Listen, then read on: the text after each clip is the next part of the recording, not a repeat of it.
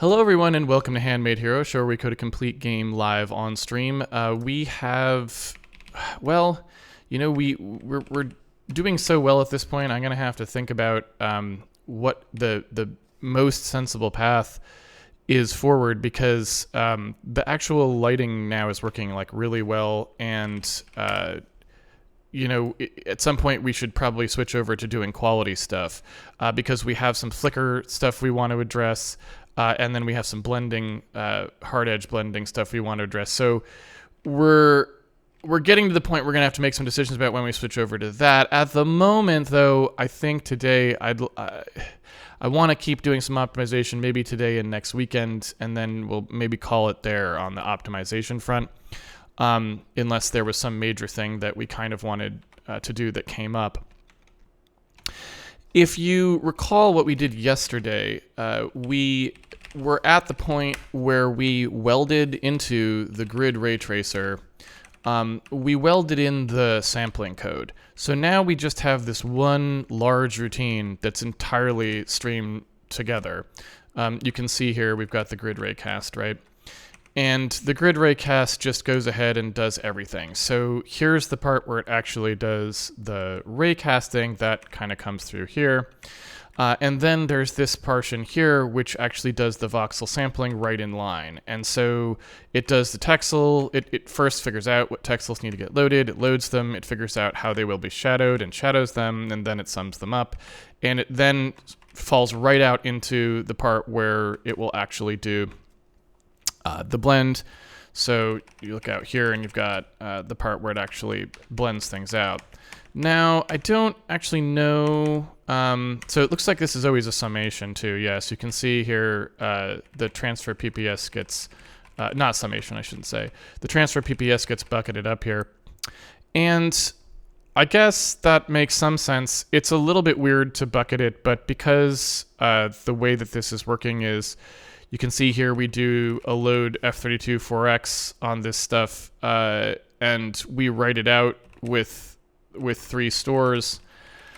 It's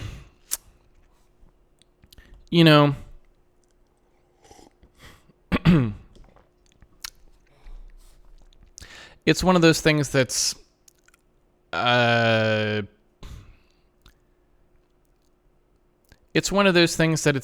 not 100% certain is the sanest way to do that, right?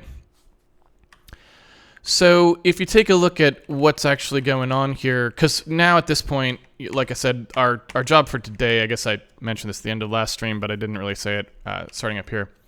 Our job for today is to now just look at the combined routine and start to simplify it a little bit, because now that everything's in one place, we can start to like get rid of certain places where things get downshifted or swizzled that don't really have to happen, right? So some of this code is just not necessary to do anymore, right?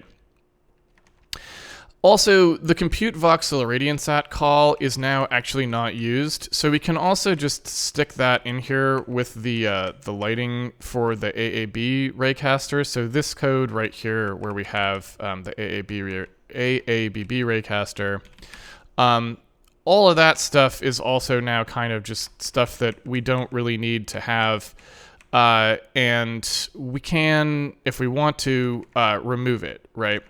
We wanted to leave it in until we were sure we were faster. We're quite sure we're faster now, so we could remove it. I'm not going to actually take the step of doing that quite yet because we don't need to, but eventually I'm going to, because the actual way we call this routine can actually be improved as well, I would suspect. But anyway.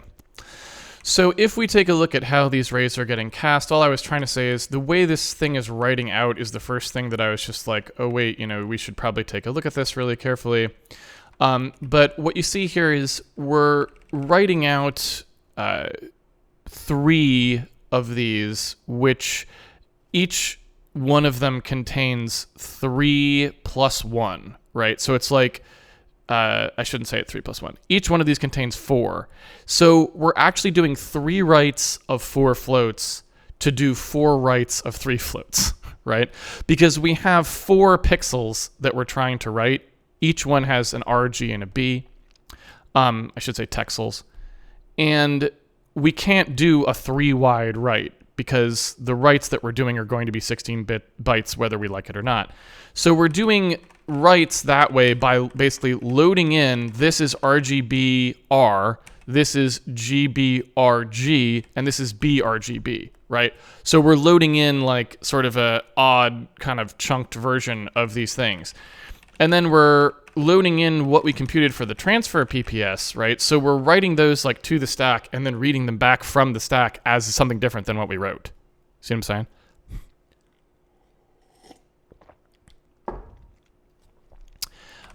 But it's not immediately clear to me that that's actually what you would want to do, right? So the reason I say that is because we could instead just maintain like 4 values, and for all I know you could do 4 registers. I don't really know what our register pressure is at the moment, but I guess it depends on an AVX part. For example, you've got more. So I don't actually know to what extent we might want to actually do something fancier here, right? Because loading these back in is possibly not necessary, and loading them kind of oddly like that, I don't know. To be honest, it probably doesn't matter too much, but it's just one of those things. It's like, I don't know. Similarly, this stuff here, what we could do.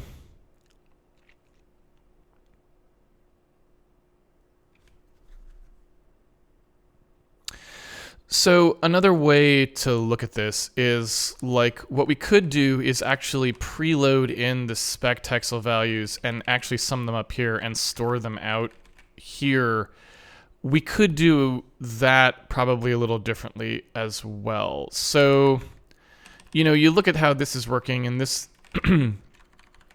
So you can see what's going on here. It's a linear blend. We're producing the inverse and the regular version of the blend, that we're just doing it here, right? And what you can see is the initial values S0, S1, and S2, creating the inverse of that is something we can do like right off the bat, right? So just to illustrate the point, like if you were to break this into 2 pieces, right?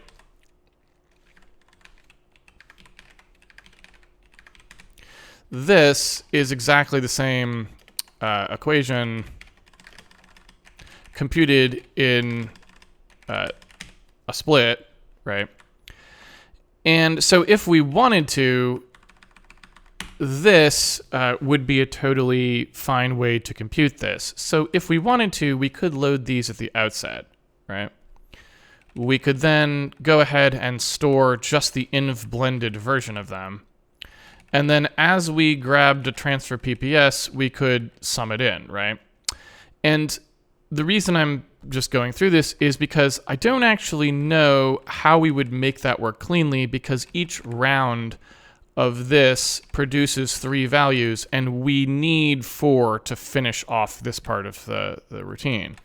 So each time through, we would need to kind of remerge the values and then op on them to make this work, right? So again, I'm not really sure how to take advantage of that, but I just wanted to point it out because it's not clear to me that we're doing the best thing there that we could. It's just a little iffy, right? Because we are doing this thing where we're doing these like tight load ups here, and we have to do them together. I imagine it's probably fine, because any bottlenecks this will hit, it'll just ride over them, because it'll go out into, it'll like ret out of this routine, and those ops will just be sitting in the pipeline while we do other computations to get the next raycast started,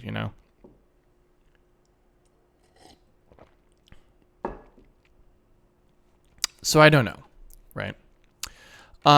So once we kind of move forward from some of the other obvious stuff, I'll start to take a look at that, I guess, right?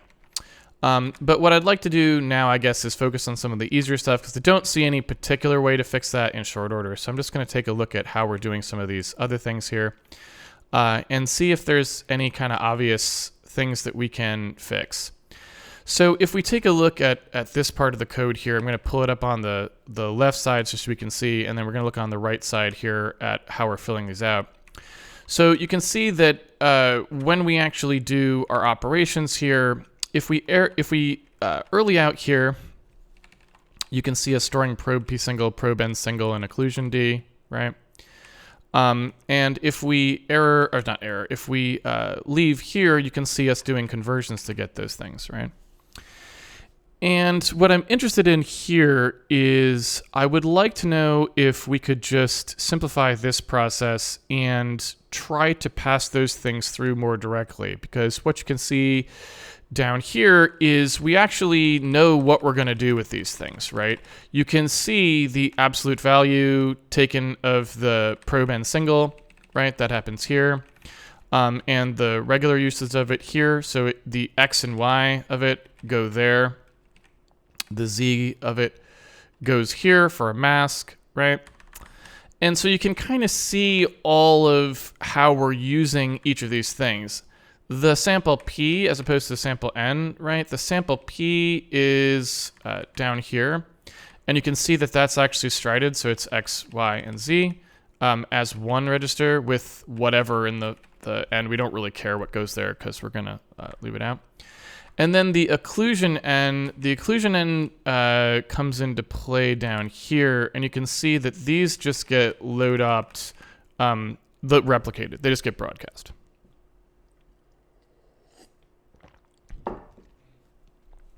And so I'm just interested to see like what we can do to streamline this process a little bit more.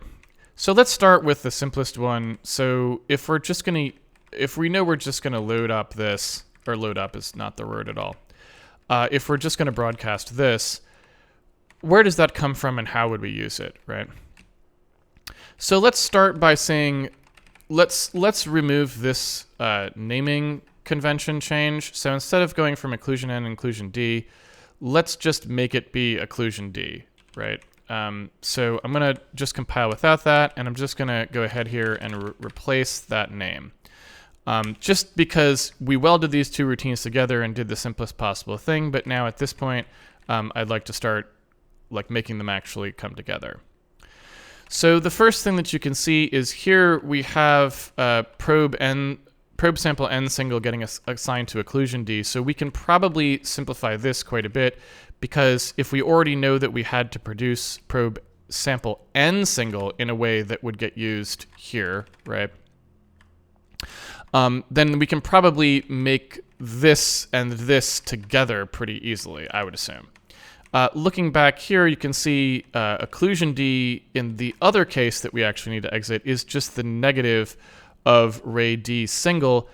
One of the things that I don't actually understand about the way that we chose to do this is that since this is how we always error out, this assignment probably shouldn't happen here. It's just complicating this part of the routine.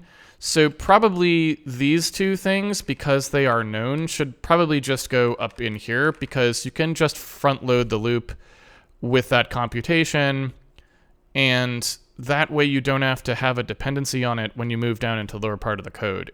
I can't really think of a lot of reason why we wouldn't do that. So, you know, I think mostly what we're looking at here is more this. Yeah. So, you know, we've got this part of the process too, which is producing the normal n single. So, you know, when we look at this, we know it looks like anyway, we're going to have to produce this value in sort of two different ways, right? We need the broadcastable version, and then we need the regular version. This one is not the same. It's the negative of it, right? So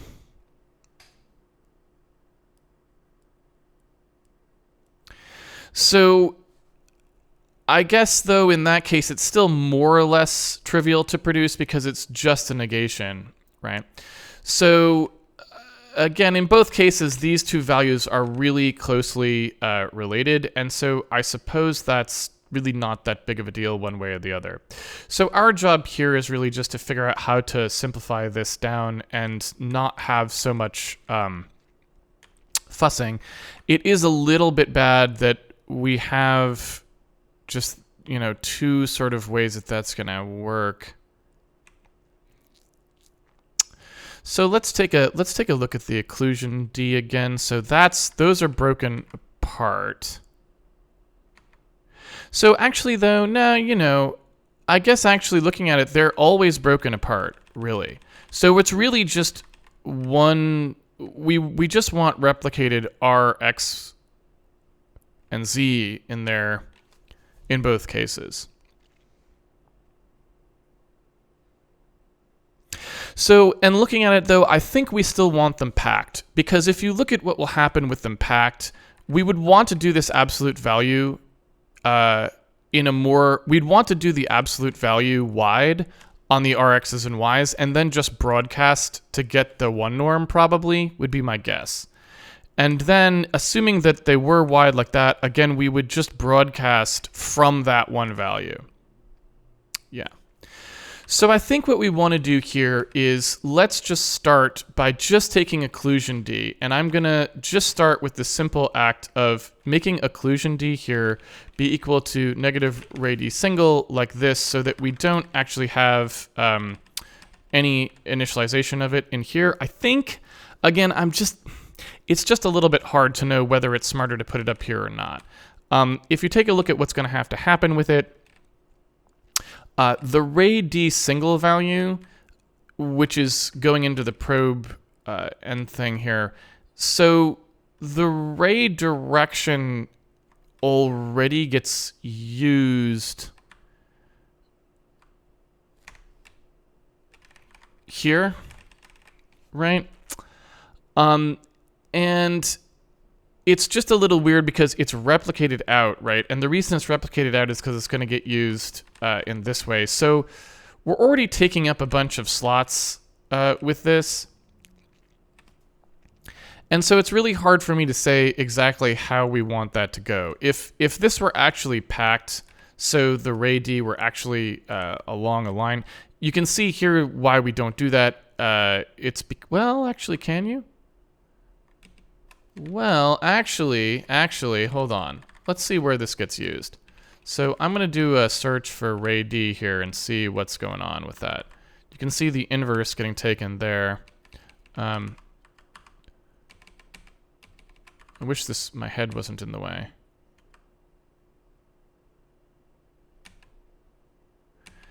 So this is actually kind of interesting. Oh my. Oh my goodness. All right, so basically this code is kind of garbage, actually. Wow. So this is all terrible. And there's a lot of stuff that we could do here. So if you take a look at what's going on, here's us computing sine values from ray D, but as you can kind of see, there's no reason whatsoever that this would have to get done here. These are constant for the ray, and you could have done this wide anyway. So this is kind of just dumb. So we have a lot of work we can do here. This is just kind of ripe for fixing. So if we imagined that our ray D was packed, which I think is what we actually want, you could have done this, right? So this would do all three of these at the same time, and then you would just use the one you actually cared about to produce the normal values. And if you look at what these are doing, it's doing it wide again. So this doesn't make any sense.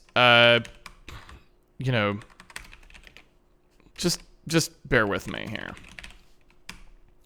So if you take a look at what's going on, you can see all right, we have sine x, y, z. Those are being done 1, 2, 3, but we could have done them just like this. If ray D was packed, we would have just gotten those. And ray D is constant, so we don't even need to do this. We could do this once at the top of the function.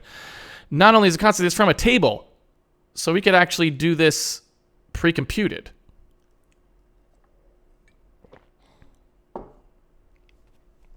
Right? I mean, bleh.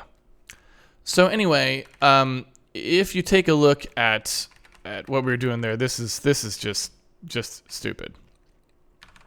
So then, if you look at what's going on here, let's suppose that we were going to compute normal XYZ there and just leave it packed. So if we were going to do that, we would just have normal XYZ, which is actually all of these. The sine XYZ is already laned. It's right there. So we just need to do an OR with this. So we'd have one X and X mask, one and Y mask, and an and not with the Z mask, right? And so if we wanted to make this line up, all we would have to do is not... So...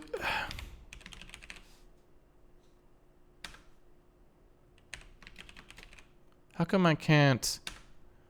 Where is this and not? Where is that coming from? How come that's not showing up here?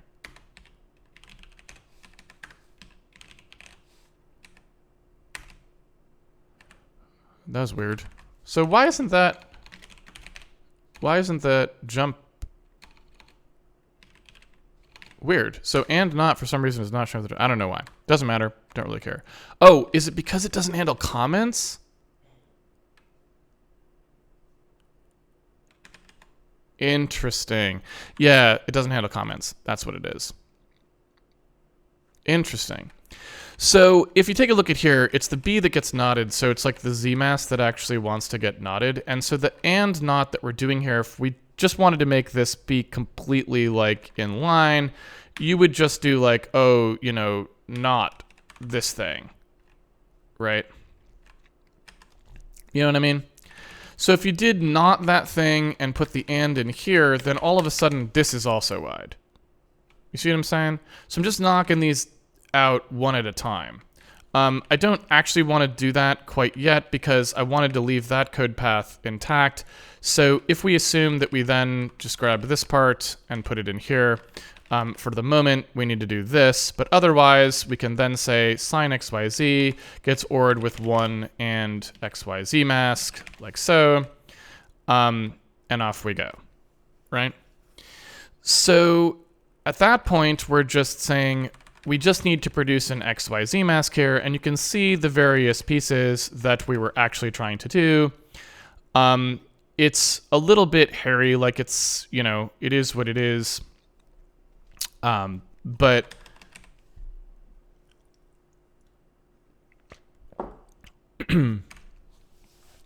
presumably there's a way we can do this not too horribly wide. And so you can see why I want to do this is because it collapses to just 2 instructions, something that previously took 6 instructions, at the cost of just adding 1 not into something else. So the question now is, how would you compute this efficiently?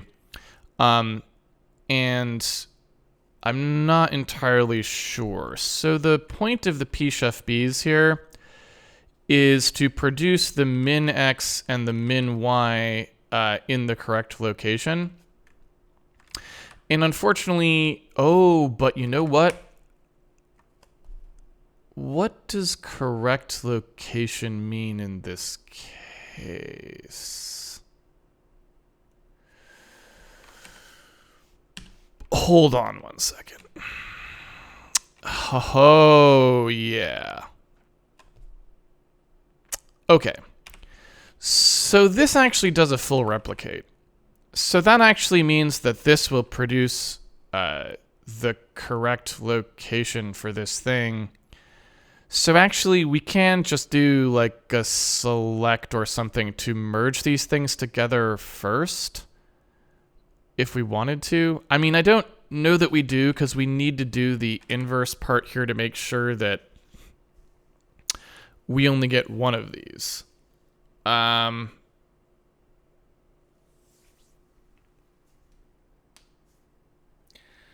that's really going to be the hardest.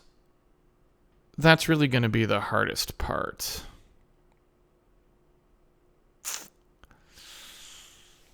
Hmm.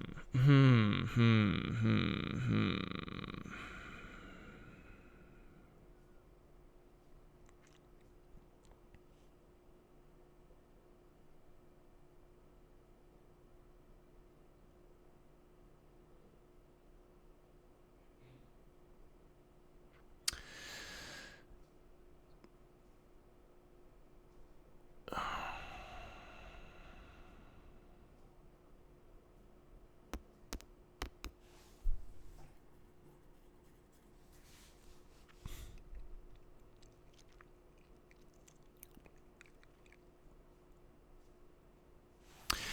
So I'm going to take a quick look at exactly why we chose to do it this way. This was trying to make it as efficient as possible, right? Because what you can see is when we are doing our actual collision loop. So this is checking against each individual box in a set of boxes. And what you can see is when we actually do the hit testing, we store some of the stuff that we actually need, like what the color and emission was for each of the lanes, right? And then we also store the min x and the min y. And the reason that we did that was just because we want to know which side we hit so we know which normal to pick, right? So these are really the only reason that we're storing these is just so we can try to figure out like what we actually hit, whether we hit the minimum or the maximum. And so when we come down here, all we're really doing is saying, look, did we hit a minimum or a maximum, right, for this thing? And so it's saying if we hit the, and you can see we use the X and the Y, right, are the two that we keep. So we're just saying, look, did you hit the minimum or maximum of the X, right? And did you hit the minimum or maximum of the Y? That's what we're just trying to do. And so what we're doing is we're just looking to see whether this thing is equivalent to T-ray or not. And since we don't know which one of the lanes contains the actual value that we care about, we're using the shuffler to move the thing we hit into the well, and it basically replicates it everywhere, so that we just end up with one value, and off we go. So if we hit whatever the hit T min X thing, the thing that we actually hit there, it's not, I shouldn't say whether we hit the minimum or the maximum. It's just whether we hit the X or not, right? Whether X was the thing that was the closest hit. That's the way I should say it. It's not, the max is not relevant because we don't care which side of the box. It's the min of the ray that's coming in. So it was the closest hit. That's what that min refers to. So it's actually just saying, look, did the X stop us? And then it says, did the Y stop us? And then it says, well, if neither the X or the Y stopped us, then the Z must have stopped us, right? So that's what we're doing there, is just saving that value.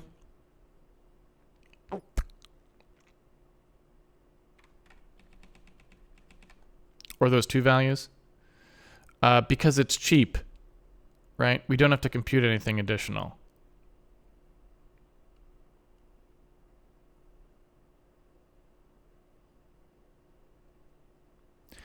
But it's just not obvious the fastest way to get from there to the normal.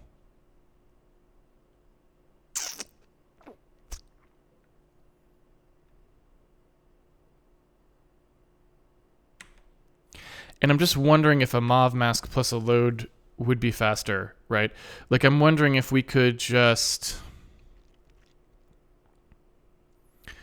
do something more straightforward here.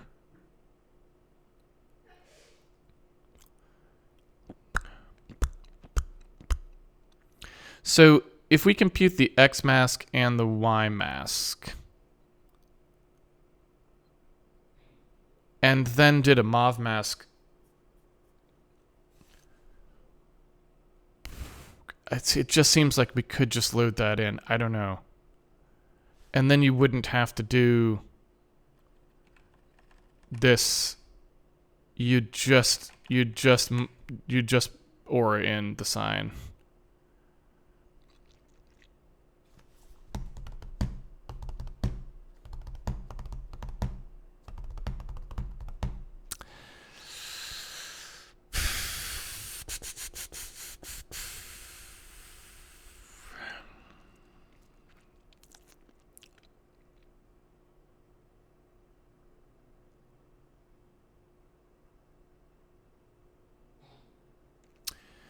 Yeah. So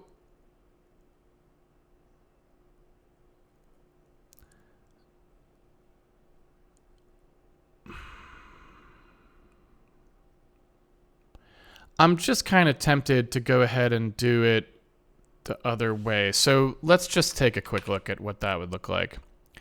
So suppose you just did a mauve mask on these, right? So although I guess we have I think we have an actual function for that, don't we? Like, or whatever. I don't really remember what it is, but I thought we had like some really poorly named function. Yeah, like this. But it looks like we don't. So any true. Yeah, so I don't know. It doesn't look like we really have a thing that moves the mask, which we should. Like, we probably should. But anyway, doesn't matter. So if we were to do a move mask on just like two of these, so like let's do the X comp first. So we'd compare X's, we'd compare Y's. And then we could move mask these, right? And we know which bit we would actually want here because, you know, I'm just trying to see like to what extent this would be simpler. And we could actually also probably do these. So they're both going to be in the same lane. So if we just take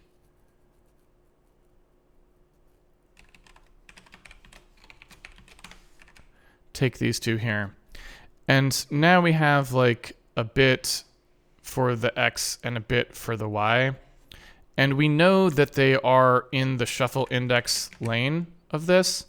So the mauve mask PS, we would just say, look, if you take that mauve mask and you shuffle and you shift it down by shuffle index, you're going to get the bit that you actually care about, right? In the low. So if we did something like this, where we just use these, probably like so, then this entire path could be done in scalar if we wanted to, right? So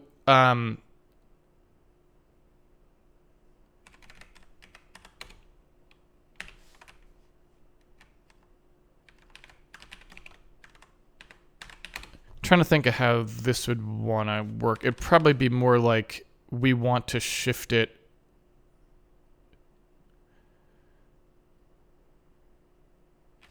I'm really not sure exactly how we'd want this part to work, right?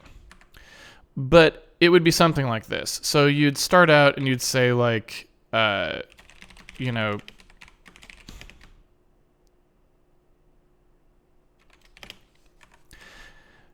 extract which one of the X we're doing, extract which one of the Y we're doing, put them together here, like whether it was the X or whether it was the Y. And then at that point, you're going to get an index into a table of 4 values, and you can just get the normal, right? So then you would just say like, okay,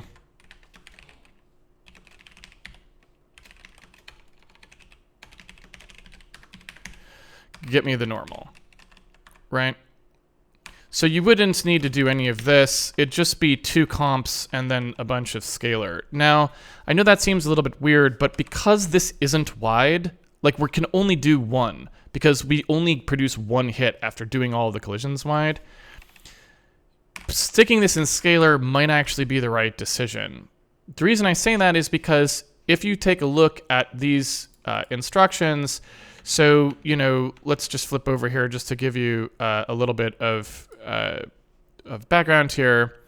So suppose I go into SSE and I say, look, if we did an AND PS, like what's going to happen there? And you can see how the port issue works. Ignore this line because this is a memory op. So these are like, you know, the memory ports that are, I'm sorry, these are the memory ports here, 2 and 3. So we're really just looking at this, right? And you can see how it issues. It issues on port 0, 1, and 5. So if we were doing the AND PSs, and you're going to see that a lot. So if we did a, well, not PS, I guess, wouldn't be there, but it, you can see here we got PO1, 0, 1, 5. I don't remember what not and or and not is, or if there even is one. I think there is, but I just, yeah, and NPS, there it is. 0, 1, 5, right? Comp EQ, or comp PS. Is 0 and 1, right? So 0, 1, and sometimes 5 are the ports on which stuff can happen. If you then go look at like what you can do if you're just using a regular register, what you can see is that port 6 shows up a lot. So if you want to do something like register to register and, or a shift, I don't remember what the shift mnemonics are. Shift, do you have that? It's like going to be, yeah, left shift logical, right? So if you take a look at what you can do if you're doing register to register shifts or whatever, let me see if we've got any. What is the logical shift? I never remember these mnemonics because I never did any Intel CPU programming back before SIMD at all. It's like I never remember the mnemonics for any of this stuff. So let's see, x64 shift azimuths or instructions. SAL, SAR, SHL. Okay, that's what we needed. So we don't care about arithmetic shifts. Those are ones that replicate the sign bit. So we really just care about SHL, SHR probably in this case. Okay. So here's SHL for immediate. So there's a 30-bit register, 1 immediate. Again, port 6, right? So basically what I'm thinking is that we can basically just shove all this work onto port 6 while other people are finishing up crap from using all of port 0, 1, and 5, right? So we may just be able to get this for free. So instead of like basically like massively overloading the other ports, the two comps can be done, will have to be done on those ports, but then everything else could be done on port 6 while nobody's actually using it. The only thing I'm not sure about is the MOV mask. I don't really know how bad that is. It's a 1 UOP port 0. It's not horrible, right? So I don't know. Is it a savings? Is it not? This is a shift by a register, which is not fabulous. So you know,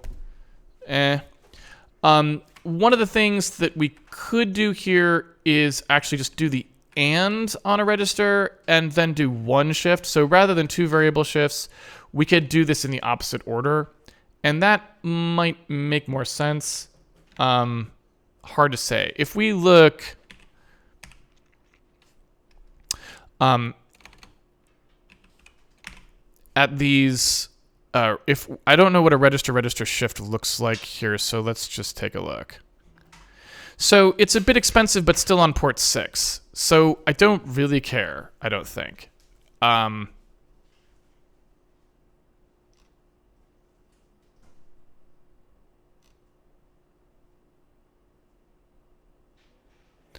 So let's see what we've got here.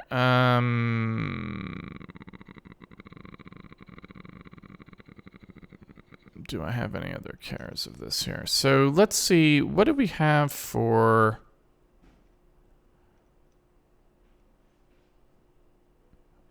What is the point of that?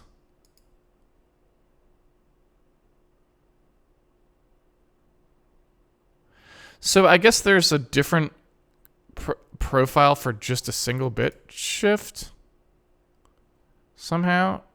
Maybe on different architectures. Doesn't look like it is here, but that's kind of interesting, right?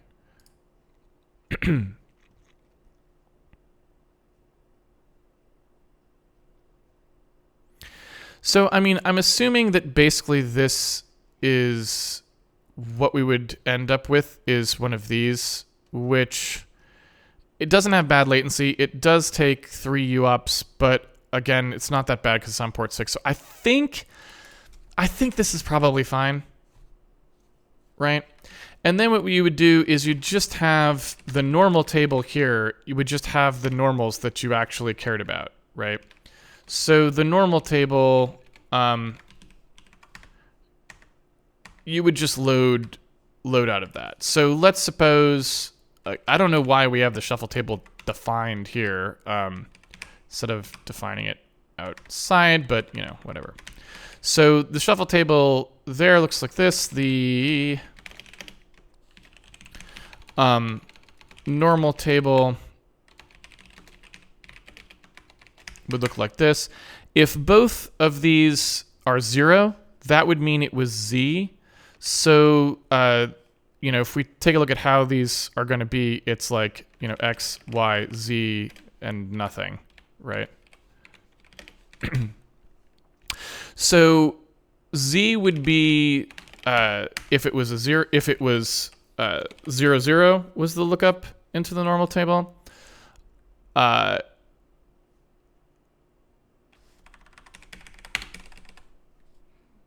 If we just had the bottom bit set, that would be X. If we just had the second bit set, that would be Y.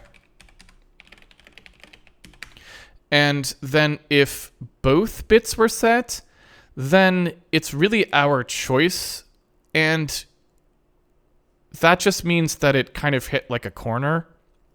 And we don't really know which corner it hit because we don't know what the Z value would have been. So we don't know, I shouldn't say corner. It hit an edge. It may have been at a corner if the Z value was set. Otherwise, we don't know. So we could choose to use like an edge, but I'm just going to bias towards X and say it's going to be X in that case, right? So if we want to load out of the normal table, we can do that as well and just say, okay, normal table, and I'll just make this be kind of a thing that you don't ever actually use. And just say, all right, that's the normal table. So now you can look up into the normal table and just load one of those and be done with it, right? So in here, you'd just load it up and you'd call it a day, I think. And I think that's all we really need, right?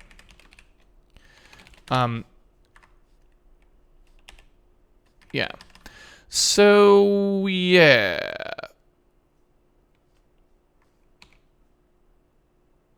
So it looks like inverse sign bit was never implemented just for F32s. I guess, or, oh, no, it's because we haven't actually made this pact yet. That's the only reason. Yeah, never mind. Right. Okay. Also, I guess this technically wants to be an F32X, so I guess we actually want that. I'm also not sure that would not actually be a star there. Oh, and this is wrong.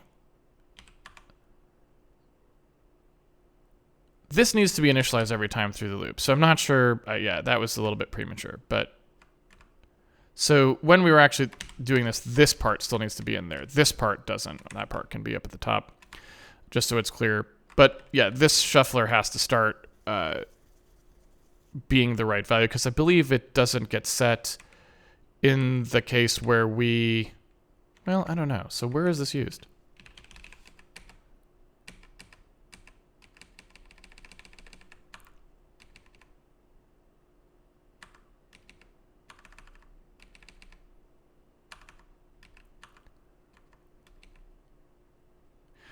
So...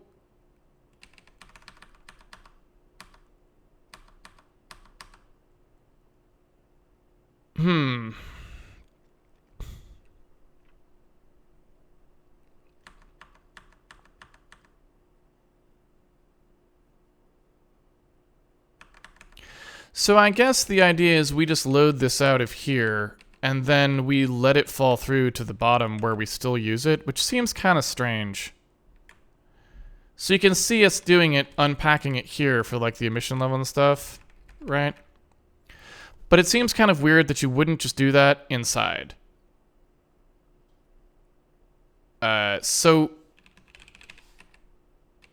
Right? Like, I don't quite get it. So I feel like this is also stupid. I feel like there's a lot of stupid stuff going on here. And again, it's not because we were stupid, really, or anything. It's just because we've gone through so many iterations of, like, refining this thing. It's starting to get to the point where a lot of it can just be kind of collapsed down. So yeah, it's a little bit weird, right? But anyway. Okay. So RayD needs to be packed, and then in here we have the normal XYZ stuff, and so probe ends, sample ends single, we have to decide how we're going to actually feed that out. But I think this is like way more efficient than this was, because this was extremely expensive and this is not, right? So I think we basically just want this, and I think that's by far the simplest way to get that normal out that we found so far. So yeah. Sorry. So I think we're getting somewhere on this. Now, again, we just have to decide how exactly we're going to do this. For this part of the things, again, for V3, we can just quickly test this to see if it's doing okay by, first of all, making our RayD be packed like I said that we wanted it to be. But furthermore, we can also do this part here by just doing extraction for testing. Let me just again double check. I want to see if probe sample ends single.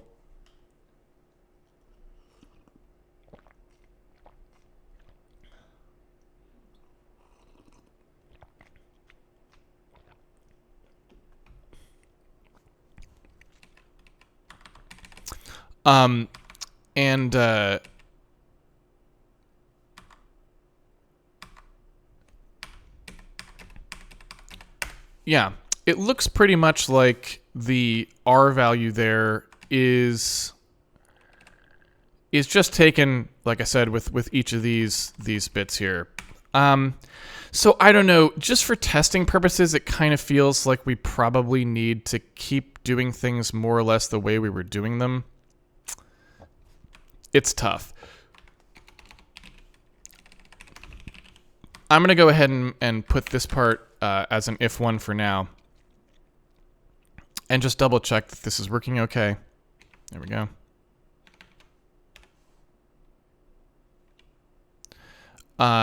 Yeah.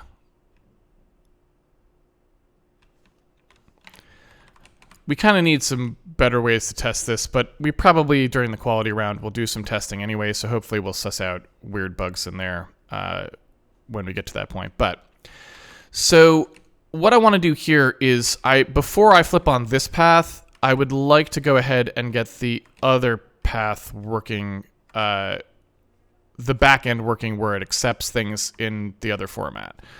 So if we were to look and say, let's make probe and single come through wide, then what we would do is we could still leave this part the same for, you know, this kind of crappy version of this path. We would just move this in here and say, okay, it's going to be an F32 4X, right?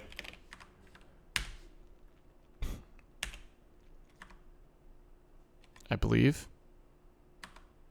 Yeah.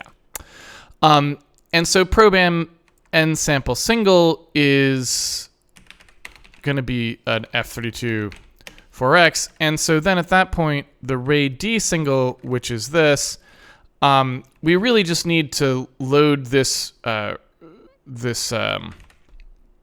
Ray up as an F32 4X in order to get this started, right? And again, this can be done much more efficiently because we could do this as a single load. But at this point, we're looking at a part of the routine that's so uninteresting because it's not the, you know, it's not something that's run in a loop, and it's not a particularly important part. So we will probably want to sort of clean this part up later as well. But at the moment, we're not going to do that yet. So then for probe and sample single, and we have ray D single here. So what we want to do now is say, well, that's the ray D. That's actually the packed ray D value that we would want to put in here. And so if we take a look at probe sample and single here, I'm not sure why, because if this was already getting set there, this wouldn't have to happen anyway, because probe and single already was set to ray D single just to start with. So this is not necessary, right? And occlusion D, but in the same way, could just have been done up here with a sub, so it wouldn't really have to get touched. So what we could have done here is say, well, oh, okay, like occlusion D, the packed version would also do that, right? But again, I'm not actually gonna look at that yet because I just want to do it one step at a time. So here where probe and sample single, where we're setting the occlusion D, this part's a little bit tricky because, again, now we're not actually computing that anymore. But just in keeping with what I said about taking it one step at a time, I'm just going to go ahead and try as best I can to, like, keep this path working exactly the same. So then in here where we use R as probe, sample, and single, I'm just going to go ahead now and start to actually try to use this properly. So in here where we nullify out these two lanes, to be completely honest with you, I don't know that we care about that. So if you look here and see the shuffle, it will only take the two lanes anyway, and IUV isn't used anywhere else, is it? Well, okay, so it's used there, right, with that Z mask. So the question is, how much do we care about that?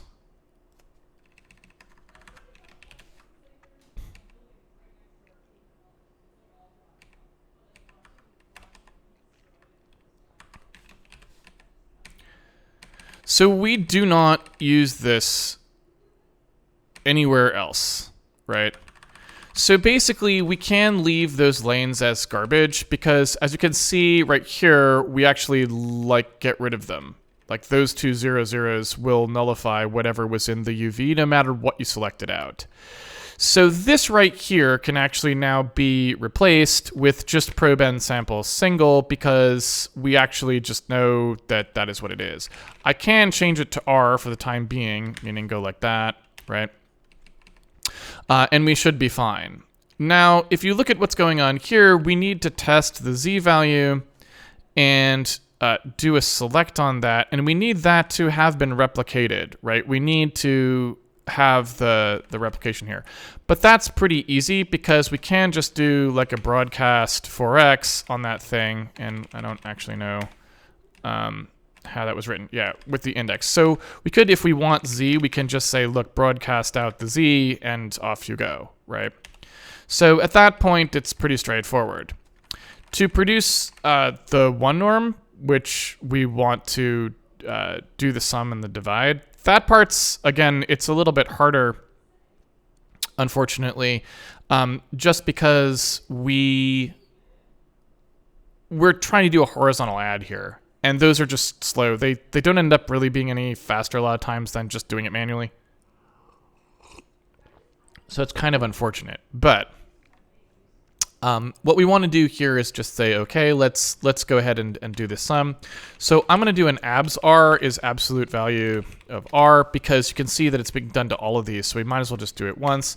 And then all we have to do is just do a broadcast 4x on our R to basically sum it out, right?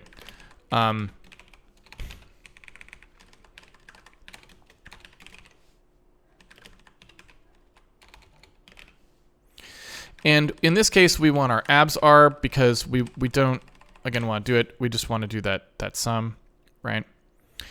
And when we get to here, this one is just the regular R. So we can just use that, right? So I think that's everything that we needed. And now probe and sample single in this case is just it's just the value. It just flows directly through, right?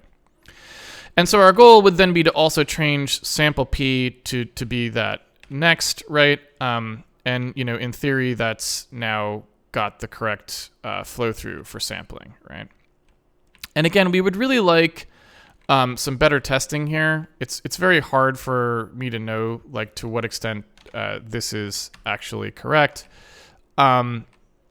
So at some point, we're probably going to have to do some kind of like thing where we put like a unit test on top of the grid raycast just to like try to suss out like finicky problems that won't show up. Because if there's a really major problem, we'll see it. But if there's a subtle problem like, oh, that normal is pointing the wrong direction, with something like lighting, it's so hard to know if it's right just by looking at it that like we're probably gonna have to construct some really specific test cases so we can see. I don't really know any other way to approach it. There's really not a lot of ways to unit test the entire system, but we could like try to isolate just the grid raycast. And say like, okay, we know if we shot a ray from here, it should hit this thing and it should point in this direction, right? And we could construct some of those cases to just like test out like, okay, can we get each of the normals the right way? What happens if we hit a corner? Like, you know, just try to do a couple of those things just for trying to suss out bugs in the routine and like pushing structured art through it basically, right? I often talk about how useful that is. So we would just be pushing structured art effectively through the pipeline here to see what happens. That's all. All right, so let's suppose that sample P was going to be a F32.4x as well. Like, let's go see what that would do. So if we look through here for the usages of sample P, you can pretty much see that actually it's just, this is all it is. So actually that part we don't even really need to. All we would do in here is just say, oh, all right, we just want this to happen now, right? So that's pretty straightforward. And now what we would do is look back at where sample P was getting constructed I did that a little bit too sleight of hand. I meant that. So we need probe P single now to be coming through as an F32.4x as well. And again, this is just us trying to simplify that part of the pipeline so there's not so much shuffling around. So if we look at probe P single here, how that's getting initialized, it's as ray origin single. And again, so we can do a pretty simple sort of fudging here for the time being of this. So now that we just have the ray origin, it just gets packed in there as the probe P single, and that's all we really need it to be at the moment, right? And so let's take a look at where that gets set. So you can see here where we do probe P single because ray origin single plus T terminate ray D single, producing this ray origin here. Now you can see that this is actually ray origin single. We're actually creating that same value. So probe P single and ray origin single have the same value at the start. So we can make that pretty simple. T terminate is just the T value, which we could just be making wide at this point. It's really easy for us to do that. And so this could be a wide value very, very simply. And so ray D single is then the only thing that we actually would need. And you can see that it's already something that we were doing that way. It's this value here, right? So I think all we really want to do is now start by probably the first thing is to look to see if ray D single is actually used like anywhere other than to do exactly the thing. No, and it's not. So if we look at what we're going to do here, we're going to change, and I'll just use sort of a new naming scheme for this just to make it clear, but it should become obvious what we're doing. So let's just make a ray D packed here, which is exactly this value.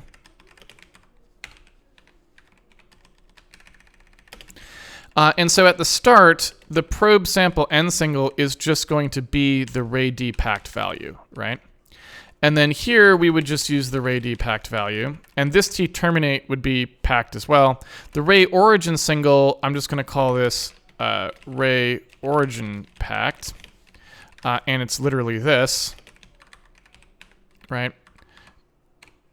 And this probe sample p single would just be ray origin packed, right?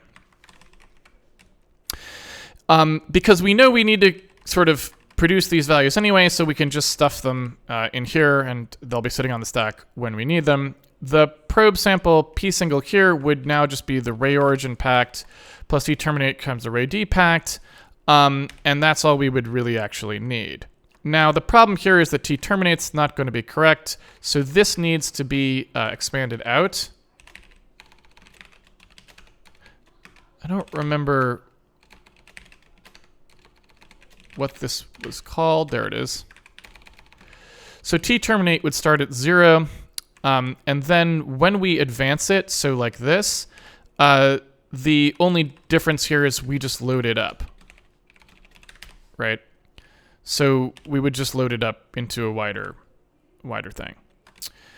So again, in terms of keeping this without actually doing any actual work here, if we go ahead and oops.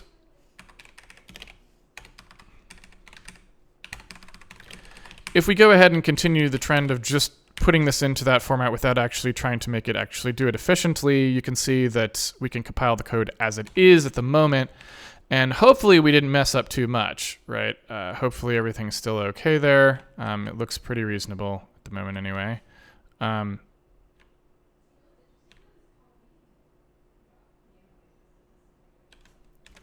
right. And so once we sort of do occlusion D here, then we will have all of them. And so at that point, we should be in good shape. So let's just finish that off.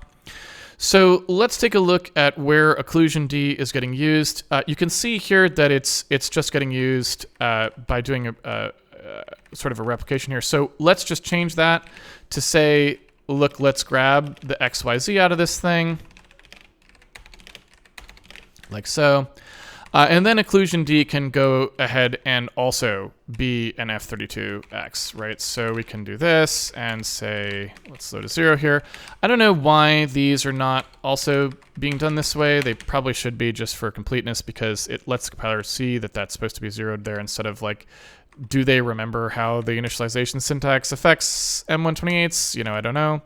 Maybe they do, maybe they don't. Don't want to have to think about it. So here I can just use ray d packed, so that's a pretty easy way to set occlusion D in this case. Again, since we know that this will be what happens on Fallout, what we probably could do is just do this up at the top. So that could just be that. It's just a sub to replicate, and that seems probably fine. That'd be my assumption anyway. If we then look at what happens to occlusion D here, same thing as that we did last time. Just going to change this to an F32 for X, and off we go, right?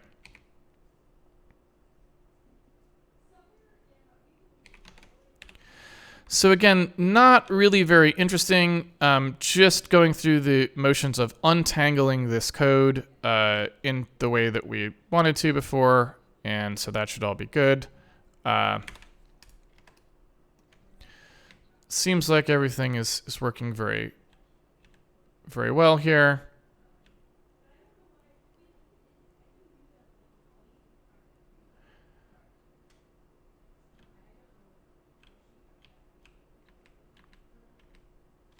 Yeah. So moving on, now what I'd like to do is try to get some of these other cases working more efficiently. So if we take a look at how much cruft is happening in here, we can hopefully now do something much simpler. So here we need to produce 3 things. We need probe N single, probe sample P single, and occlusion D, right? The occlusion D in this case is the same as the normal. So really this could also just be that, right? So this is the same thing there. So, you know, in theory, that's totally fine.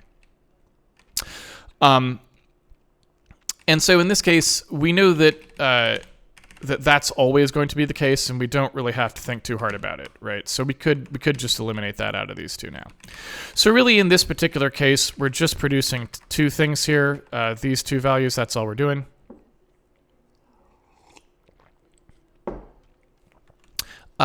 the probe P single here, you can see when we produce probe sample P, it doesn't actually get used for anything. So you can see that this is actually kind of a dumb thing. So we can, again, simplify this, and it actually speeds up this part of the code too, because this was doing a bunch of unnecessary work. Since T-Ray has now been replicated, ray origin times ray D, those are already in stuffed formats, so we can actually just nuke this, probe sample P, and when we actually do this probe sample P single thing here, we can just do ray origin packed plus T-Ray times ray D packed, right? And that goes away, so that's pretty nice. And then for probe N sample single, although I suppose I should do this, or something. And since that should really, let's do this. Let's just organize this a little, since this is all the normal and that's all not. There we go. So yeah, so you can see here, right? We can do all of this. This can all be done way more efficiently. This is like going to be 3 times faster than that, presumably. So that's nice. So then we're just down to this. When we produce the normal XYZ this way, which in theory we're saying works, at that point that is probe sample N single, because it's the normal XYZ packed, which is now what we actually want. And so in theory, that's the whole thing, right? In theory. So now we have to debug this actual part where we compute the normal. This is probably correct because it's not a lot I could have screwed up there, but the normal part's probably wrong. And we're probably going to have to go through there and figure out what to do with it, right? Now, the inverse sign bit from part, again, this is actually just known. So we don't need to do this. But I guess there's no reason not to do it here. I don't know. It might be better to just let this happen outside. And I really just don't know. So if we took where we produce ray D packed, if in here we just said, look, give us the inverse sign, we could just do that, and it's pulled out. So it's really just these bits here is all we would actually need, right?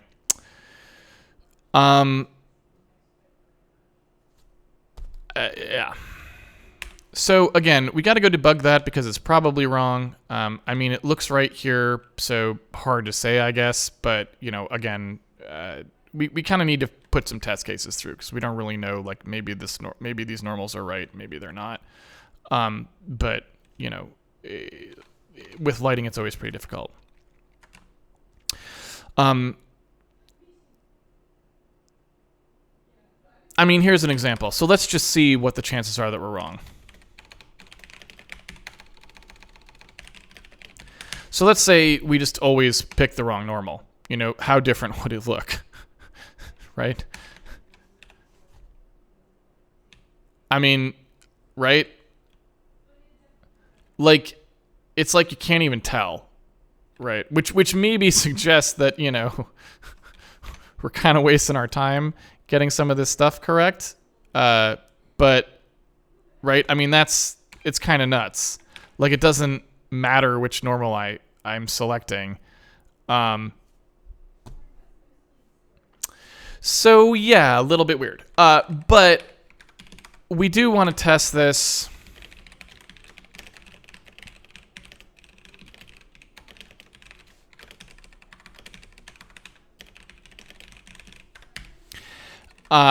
And see, you know, what's going on there. You know, is there a bug? Is there not a bug? Right. So this is not great. We're gonna have to.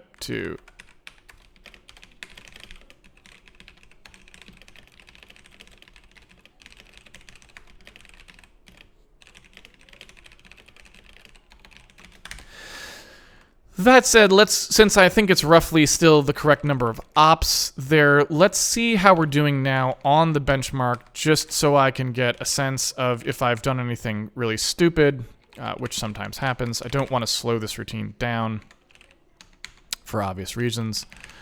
So let me just run HHLightProf a few times here to see what kind of noise we're getting on the samples, and just so I can kind of get a feel for what the speed difference is, if there is one.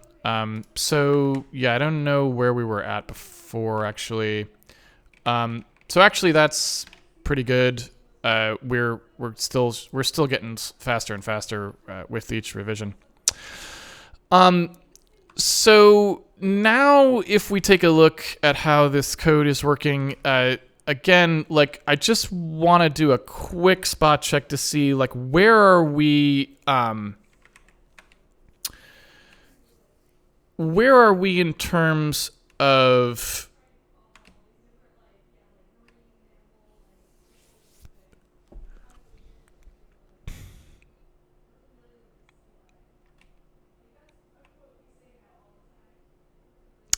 So, hold on a second. What the heck is Z offset here, and why is it never used? Okay, there it is. I'm like, what's going on? Okay. So now if we take a look, I just want to kind of run through this routine and look and see if there's anywhere now that we're still using something weird, like a downshift or a weird unpacking or something like that, right?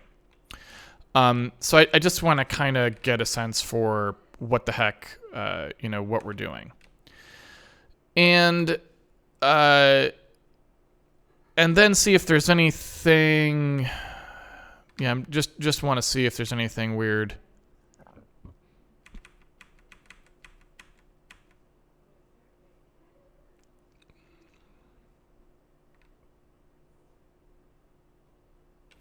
So yeah, so I mean, just cleaning up some little tiny things. So this is supposed to be 1 minus, so, it should be this.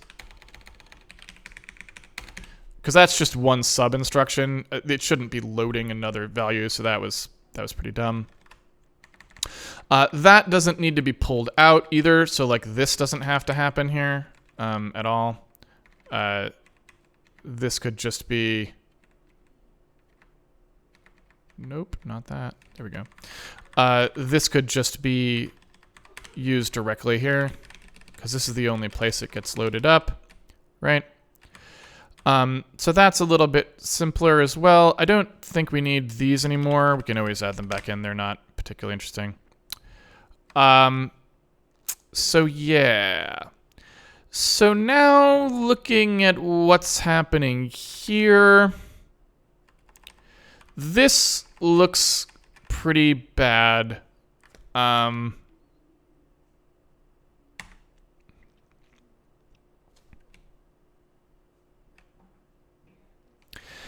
Yeah, and these are values that probably should all have been pre-computed, right? So the stride XYZ and the voxel dim part, these should be just things you can load up directly out of your atlas. So I think that's pretty simple. And the other part's pretty simple, so I think I would want to go do both of those, actually. And then there's some fat we can trim out of here. Not that's performance related, but just now there's some like old values when we could name things better and such things like that, right?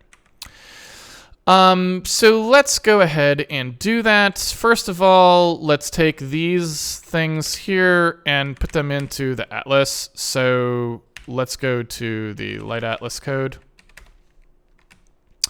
And where we actually do the init, it's like make Light Atlas or whatever, right?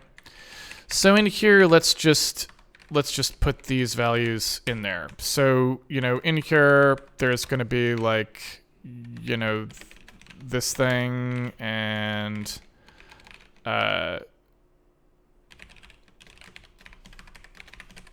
so, these will just be things that we store now in the actual atlas itself,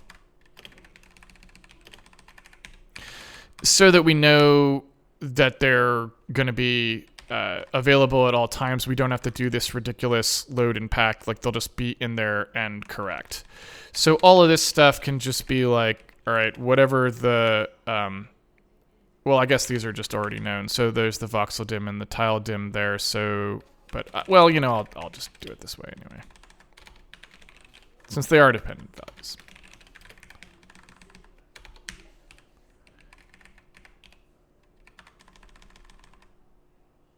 What is the complaint? Oh, yes, so it's 4x.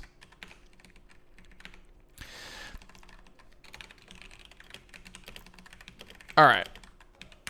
So that way we just have those there, and oh, what? Do we not have one? We have one. It must have just been declared inside. Yeah. Get out there. There we go. So these two, it looks like the light atlas for some reason is not declared after the SIMD. Is that because, no? So I'm not sure why that's actually messed up. Probably because those SIMD things aren't defined in there. So let me actually just go to Handmade OpenGL. And maybe we'll just include that, right? So, oh, well, it's pretty obvious.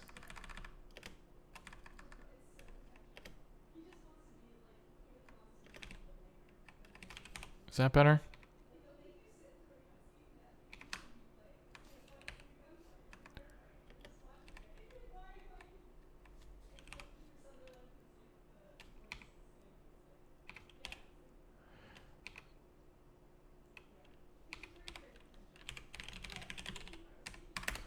This is just annoying C nonsense. There's really no point to it.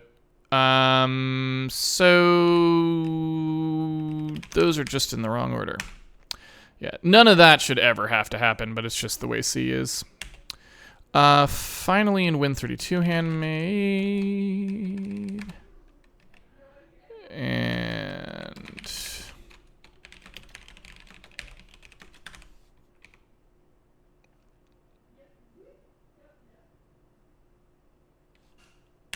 all right.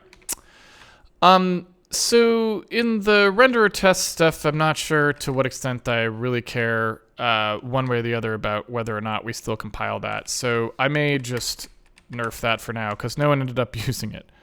So I may just say that's not going to get maintained anymore unless someone has a good reason to do it. Yeah. All right. So moving on. Now that we have those stored in the light atlas, we should be able to, inside the lighting code now, instead of having to construct those values every time, those should just be things that we can load up out of this, out of the atlas directly, which again is just there to save us time, right? And one of the things I could do, so you know what I probably should have done, to be completely honest though, now that I think about it, maybe this was dumb. Maybe we just leave that enabled and we don't really need SIMD in here, right? Because the other thing I could do was just this.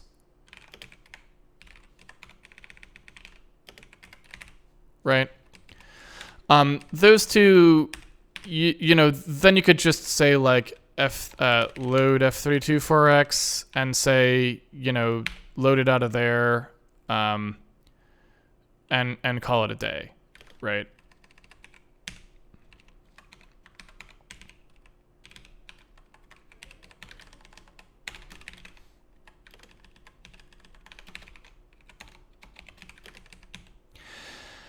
That seems more sane. This, I don't know what we want to do with that. This may also be something we want to load up out of. I'm not 100% sure what I want to do about that, so we'll like leave that be for a second. But once we put those in this format, then, you know, we could just do it slightly differently. So here now we just would say, okay, these are going to get set like this.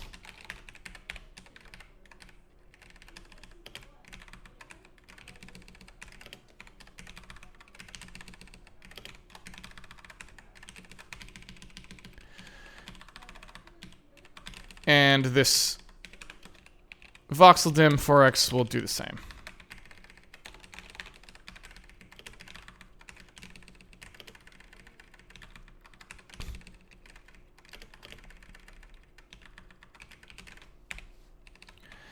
Okay.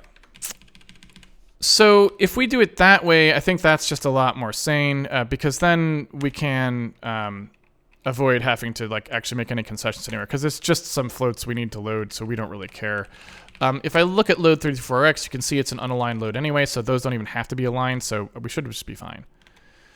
Now if we run, I think we're okay, and yeah, we should just be okay, and reproduce the same results. Okay. So if we take a look at what happens there, now we're just doing less fussing in that exit code, which should be good. And again, it doesn't have a huge effect, right, either way, but at least it's just getting that streamlined so we know we're not paying any weird penalties there, right? And again, we're starting to get, like, we're getting like really into a pretty good place. If you look at how expensive this is now,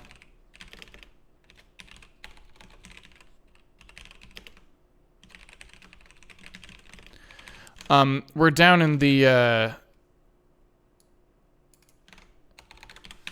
really enviable place of 4.5 seconds here. We started at 7.4 seconds, so that's like a pretty crazy jump down, right? So now we're literally 2 seconds of raycasting time, and that's kind of nuts. Right. Well, not really, I guess, because we would have to retake this because the compute irradiance. So we need to like redo this computation. So, no, we're not. But we're getting very low. Let's put it that way. I don't know what I want to do next exactly, but I believe the most important speed improvement is still yet to come as far as the raycasting part of things, and we can talk about that a little bit. I'm just trying to think if there's anything else I want to do before we kind of go off in that direction. We could just now remove the AABB caster entirely, because I don't know that there's any point in running it or even caring about it anymore. So since we do have it checked in and anyone can go grab it if they want it, I think maybe now might be a good time to just start pulling that out as well. Again, this is just cleanup work. It's not really going to make things significantly faster or anything like that, but it's probably a good time to start simplifying. So let's get rid of that, because now I'm pretty confident in what we ended up doing. Let's go ahead and pull this whole branch. So let's get rid of that.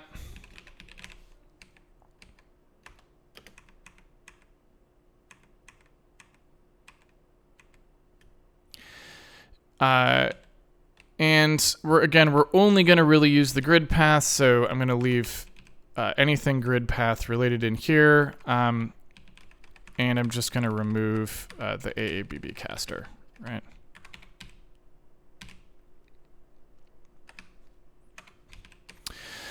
So let's see here. We've got the build still on here somewhere. Yep.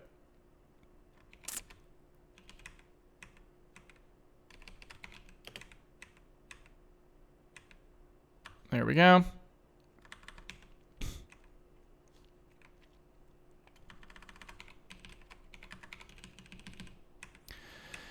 And that probably is most of it, yeah?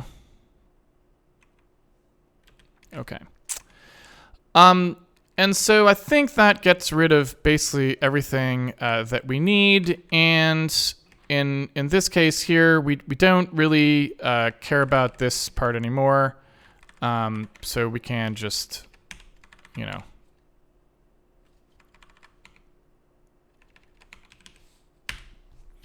we can just get rid of them. So I think now that's all of that sort of cruft that's gone, and we can start to simplify everything else more now too, right? So now if we go through the lighting code, and also I guess the AABB stuff like can just be yanked. So for example,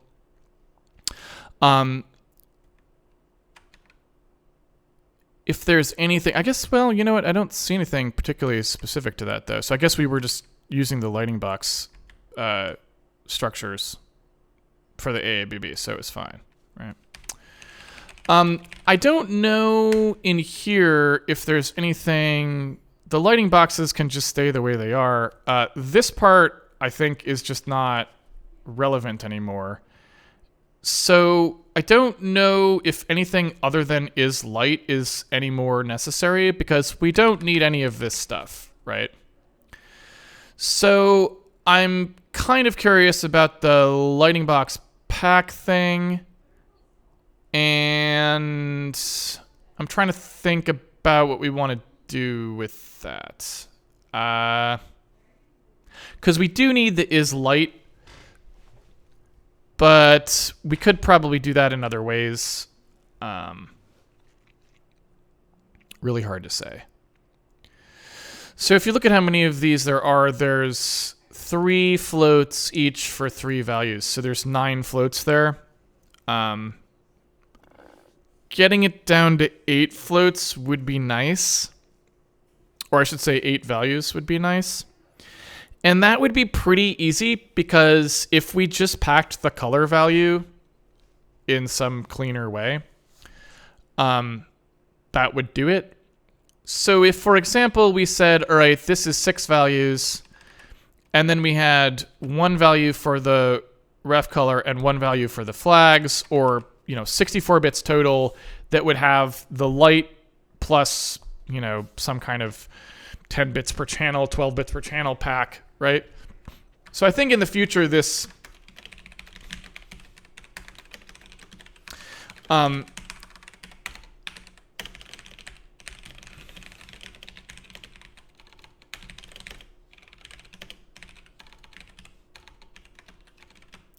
I think in the future we can pack this down and save some bus bandwidth there, right?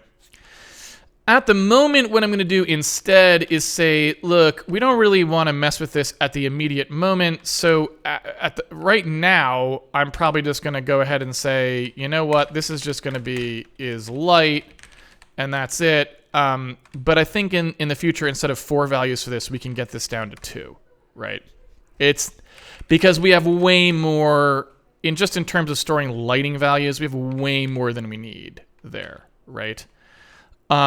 So yeah. So I can go ahead and simplify this now, that we kind of know what we're doing.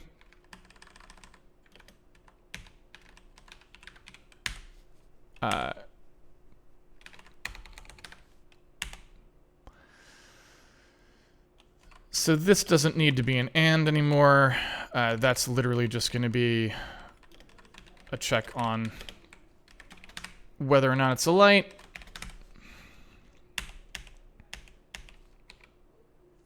Okay. So again, just trying to clean up some of the cruft here, because now that the ABB is gone, we don't need that extra inline hierarchy packing. That's just a waste of everyone's time. So now let's go and take a look at the full cast and see what is actually going on in here. So you can see when we call full cast, you can see that there's just a bunch of ridiculous dancing around and crap that's happening. And what we want to do is, now that we know exactly who's getting called here and why, we want to have some way of figuring out what should get passed to grid raycast, and make sure that that's being done as efficiently as possible, right? Because at the moment I doubt that it is. And this is not really necessarily for speed, because at this point we probably got most of the speed out of the streamlining that we can. So this is really more just for my sanity. Like, I don't really like how sprawling this code became. It was unavoidable for the most part.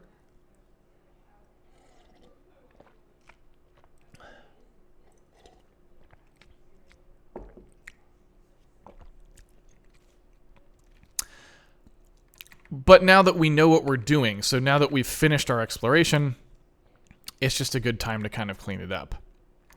So let's start by just going through and figuring out who the heck is doing what and why. So you can see here that we've got a box test to see whether we're inside any of the boxes. So we're just looking inside our node, and we're looking to see whether we landed inside any of these boxes. And if we did land inside one of these boxes, then we don't bother initiating the cast. And so this is a pretty cheap pre-test. And since we know that this is going to be in the cache too, it's nice because we're about to go do more testing with it. So it kind of pre-warms the cache anyway. So I don't think it's necessarily a bad thing, because it probably helps us out in the long run there as well. So I don't think it's too wasted. We don't really know without measuring it, but it doesn't seem that bad. So I'm gonna get rid of this because I'm not sure that that's really true. Either way. So let's see. Doing this is inside test. That all seems fine. In this case, we probably do want to lerp towards 0 here. That's true. So maybe we'll address that a little bit later. Looking at this leaf index here, this part seems reasonable. We're just checking bounds and anding them together. That all looks totally fine. The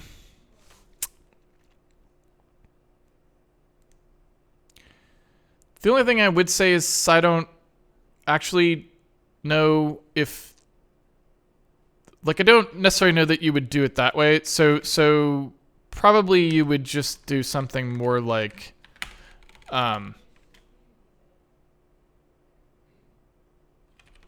like this. Right?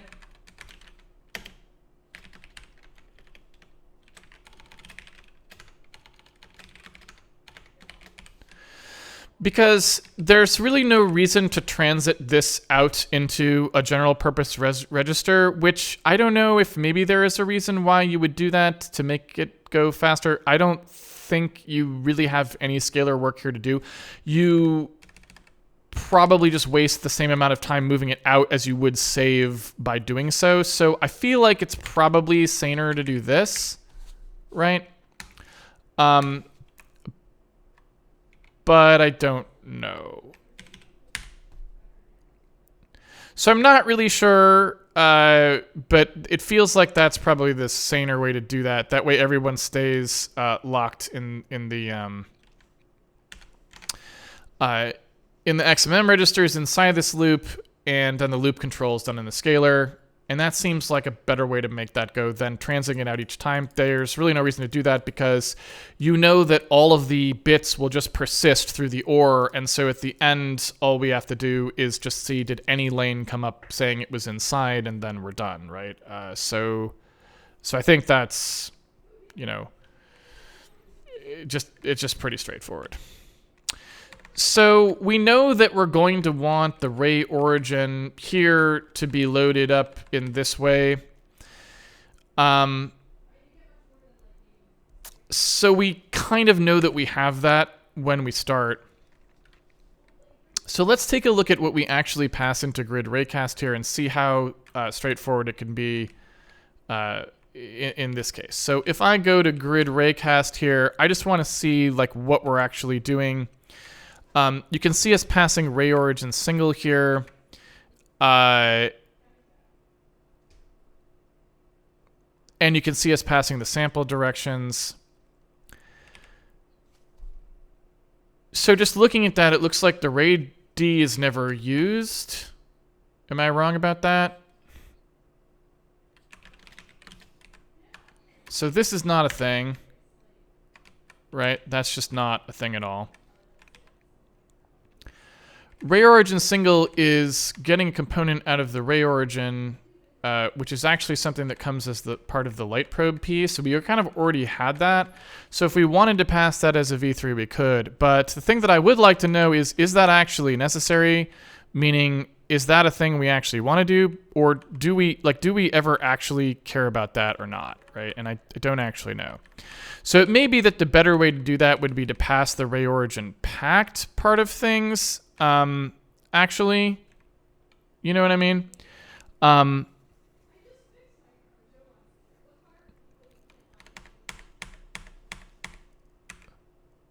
So it may make more sense to pass the ray origin packed here. And then to the extent that we actually want the spread version of that, you know, we can always replicate it out, right? So I'm not sure that we actually want to pass it as ray single, but it's hard to say. So since light probe P is already ray origin there, though, we might as well just pass that for starters. Right? Because we don't actually need that anywhere.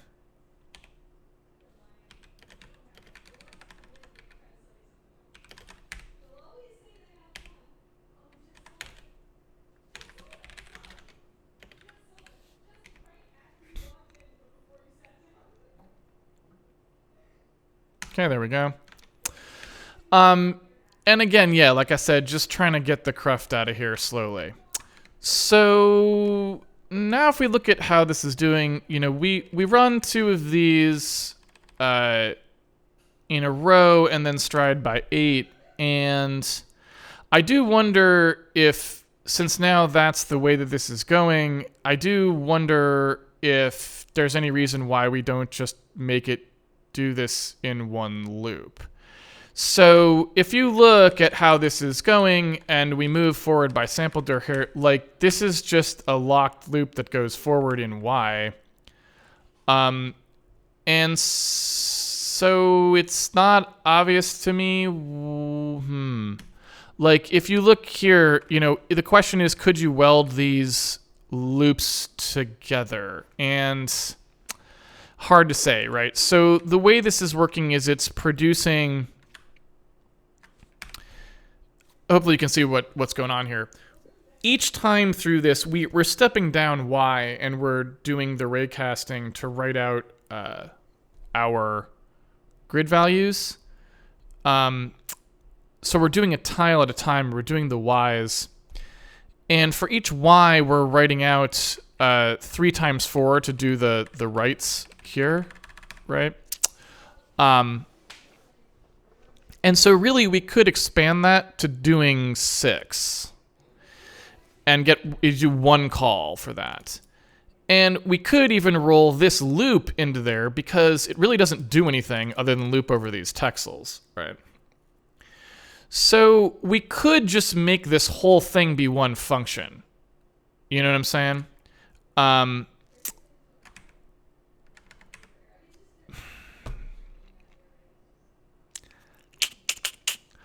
We could just make this whole thing be 1 function and simplify it that way, and it makes some sense to do that as well, because, again, like I said, all of this stuff is just obscuring to the compiler what the heck is going on. This is really just doing a straight-ahead loop.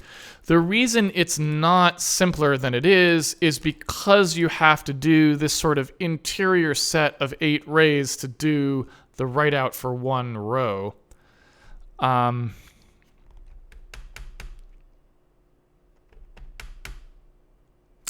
And I just don't know, right?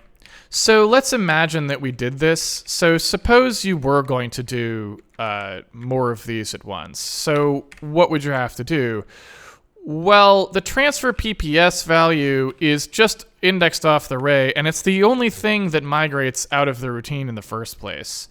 So in theory, and you know, let's just do this for sake of argument. I'm just curious, and it'll take 10 seconds, so you might as well look.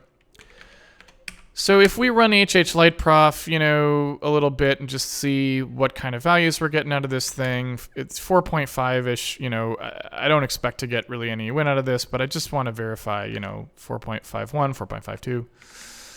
4.52. If we were to just widen this, so we just said, look, transfer PPS is going to be 8 now, and we're doing 8 rays at a time. As far as I know, that will just run straight through, so there's nothing fancy going on there. And so then you would just say, well, this crap just gets extended, so it just looks like that, right?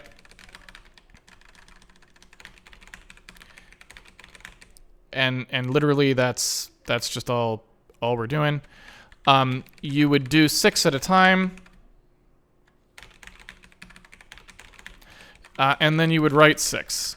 And that's it, right? So it seems like, I don't know, maybe it's good, maybe it's bad, I'm not sure, but it seems like rather than having all this garbage happen, you might as well just do that, because I don't see what the difference would be. It just seems like a waste of everyone's time. So because you're already doing the loop, that one seems like a no-brainer, right? So I'm just curious if that changes the performance profile at all. I don't think it will, but I just want to see if it does. And we'll see. And actually that did quite a bit, right? Well, that was strangely variable there, though.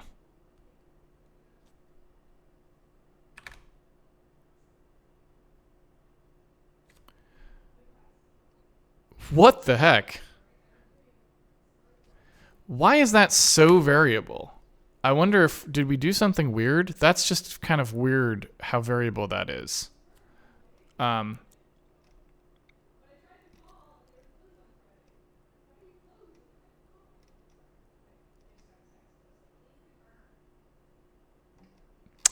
So, I mean, a little bit hard to say because that's a little bit all over the map, but it does seem like it actually sped it up a bit.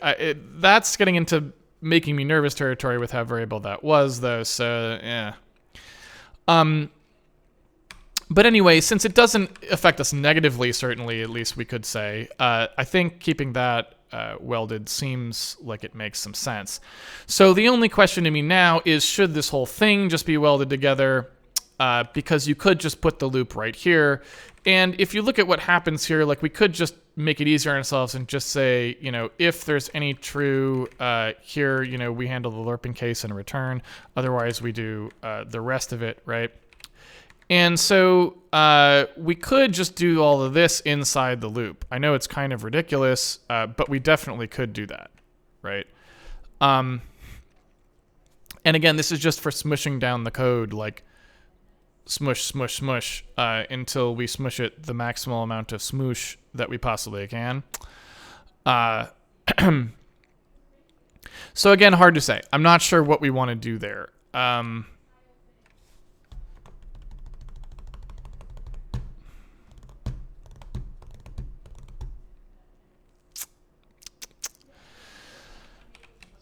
So part of the other problem here is like the debug code too is going to start to get in the way as we try to make this sort of more straightforward. So this is actually going to be a problem, and we could nerf it for now, but we're definitely going to start to run into problems where the debug code is an issue, and that's something we're going to have to figure out how we want to get our debug stuff out of this, because we're going to need to debug problems when we start to stress test things, and we'll find bugs and we're going to have to draw them. So that's going to be its own sort of thing. If we were to smush this in directly so the SY loop were rolled in, then the part that's kind of tricky is this part here.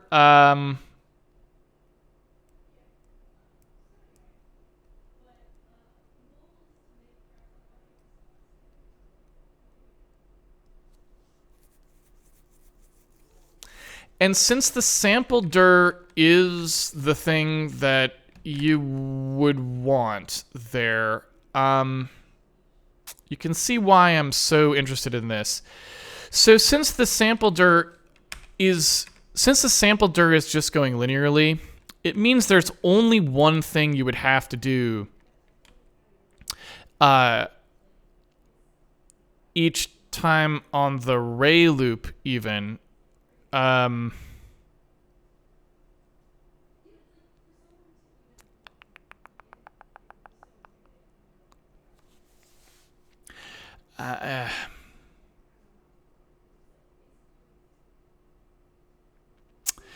So I think I'm going to leave this for later. That's a fine smush to make, but here's the thing. So if we were able to write these in line, and I don't really know if we can, but if we were able to write these in line somehow, so that as we cast, we just wrote, we should be able to actually just do one loop. And at that point, I think it probably would be a win. Because what we would do is we would loop over this, and we would use like a mask or a mod or something to figure out whether to advance the line pointer. And we could just write these out in a much more straightforward fashion. So I'm going to go ahead and go to the Q&A, but I'm going to say, like, to do, can we merge this with the grid raycast ray loop by doing something clever with how we do write out so they don't have to be line buffered? I don't know. So let's go to the Q&A, and we'll table that for next weekend.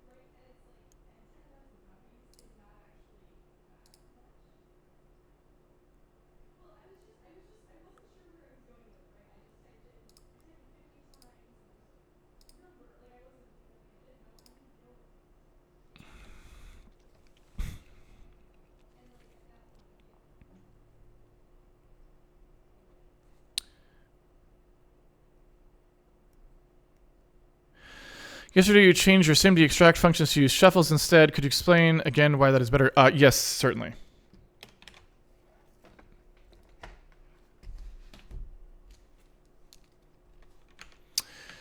That is if I have my Blackboard. Okay.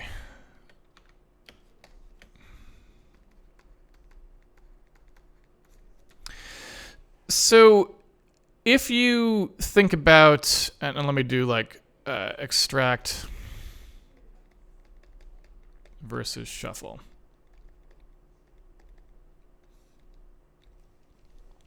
So if you think about what's happening in the actual processor, so you've got like a register file,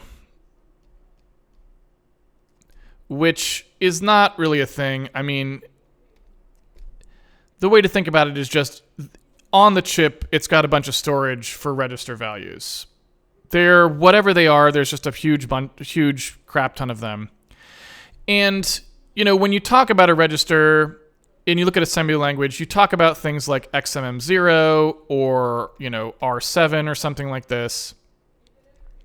And when you talk about these, they're just names that your code gives to values. They're basically just temporary scratch locations. They're basically like scratch memory that you use.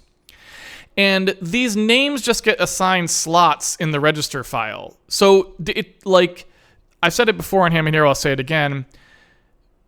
Saying that there's 16 registers or something, or general purpose registers on an x64 CPU, it doesn't mean anything. It's really just how many register names there are. It's how many names you can use in your code.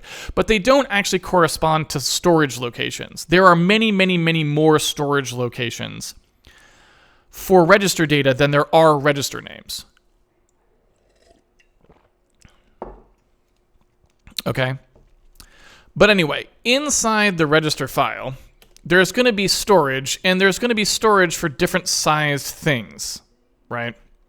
Or more importantly, it's going to think it's storing things of different sizes, right?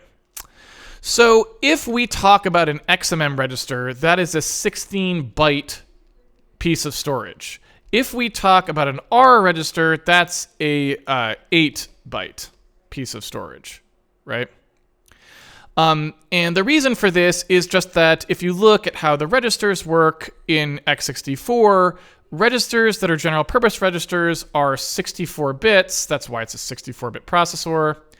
But the vector registers are all bigger than that. So XMM registers are 64 bytes, YMM registers are 32 bytes, and ZMM registers are 64 bytes. Okay, and these happen to be a cache line size. These don't exist in basically anything.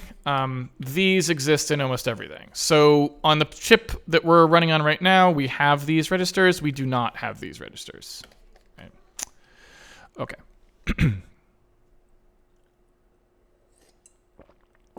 So when you want to talk about a vector register, you are talking about a 16-byte value.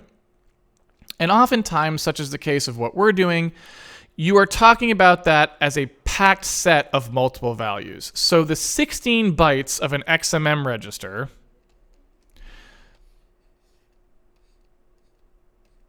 is usually packed into 4 floats. So this may be 16 bytes wide, but we're never going to really use it as 16 bytes. Instead, what we're going to do is pretend that it's got little like dividers inside it and say, well, there's going to be one float here, there's going to be another float here, there's going to be another float here, there's going to be another float here, right?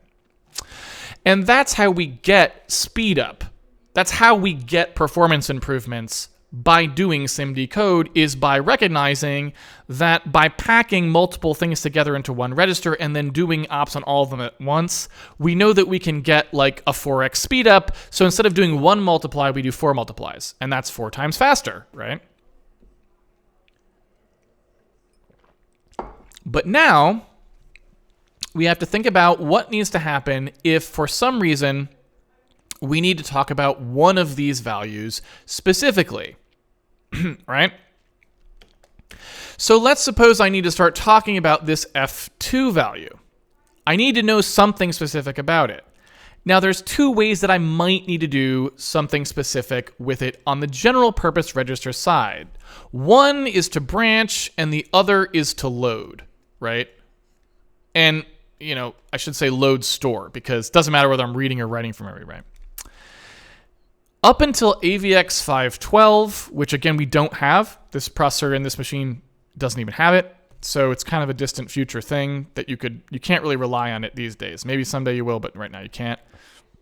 And AVX 2, I think maybe has some of this, but it's lousy.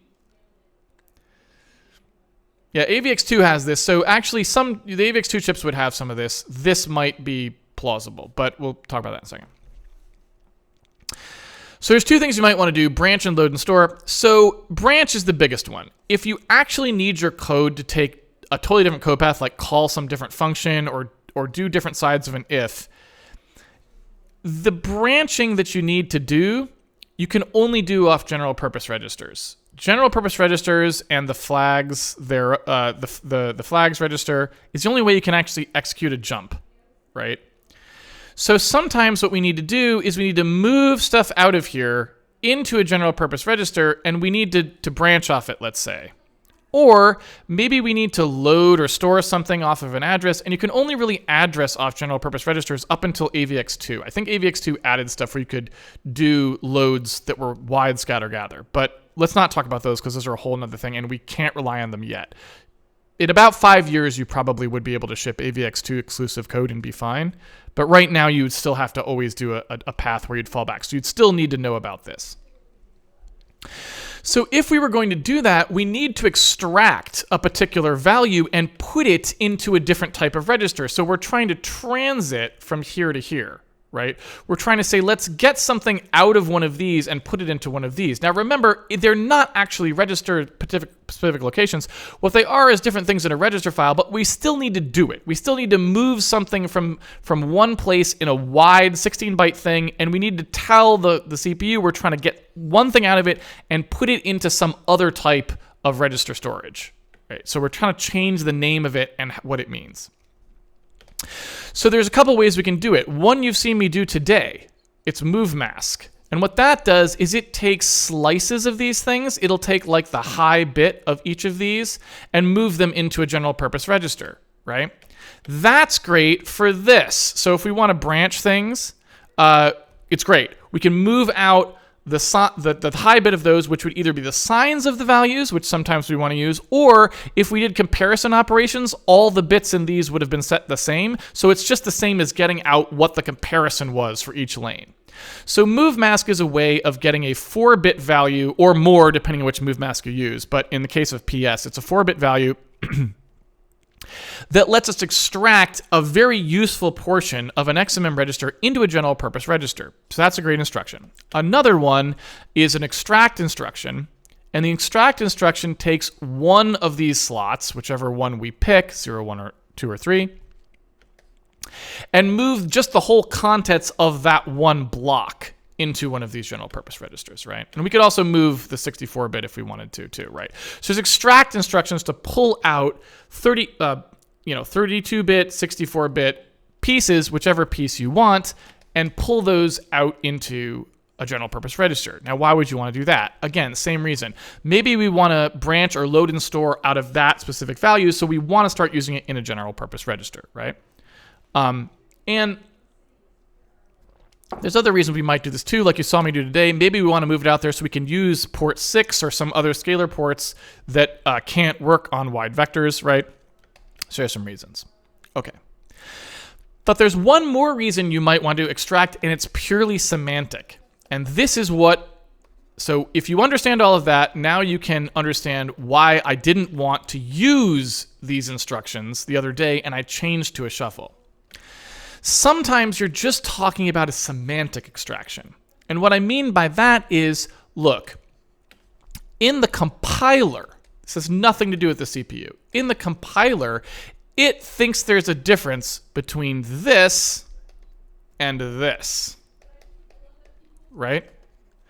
But in the CPU, there is no difference between those two things.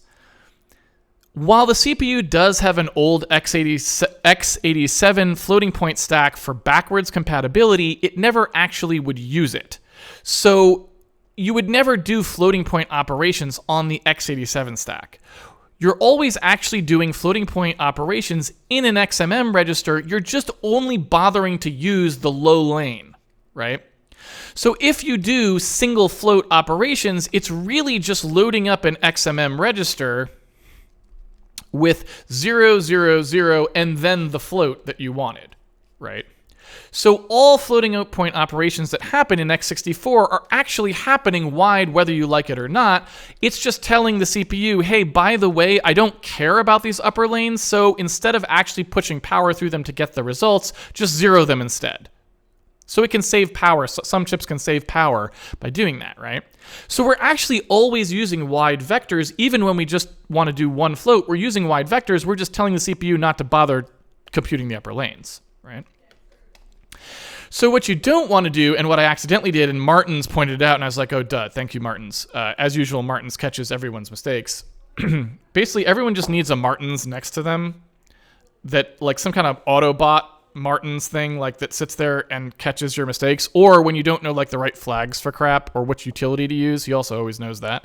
Anyway, so what you don't want to do is do an actual extraction to a general purpose register just to tell the compiler what you were doing. And so what I had written was something like this, right? Like, hey, turn this thing into a float, the result of one of these extract calls, right?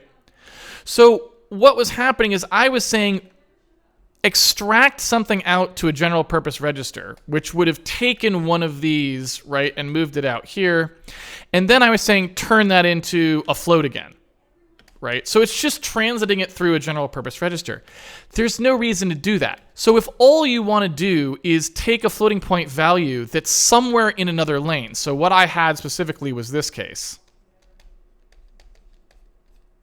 4 floats, I want, say, this one, right? What I was doing was using the general purpose register extract, which would grab this, right, out of XMM0, let's say, move it into some other thing, R7, like I said before, right?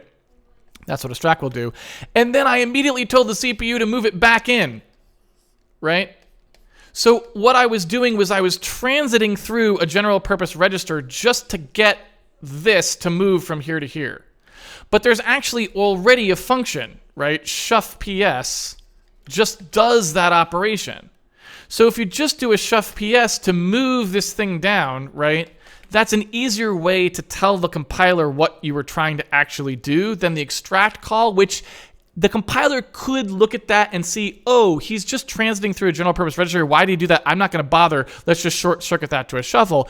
It could be smart enough to do that, but why rely on the compiler when you could just do the right thing?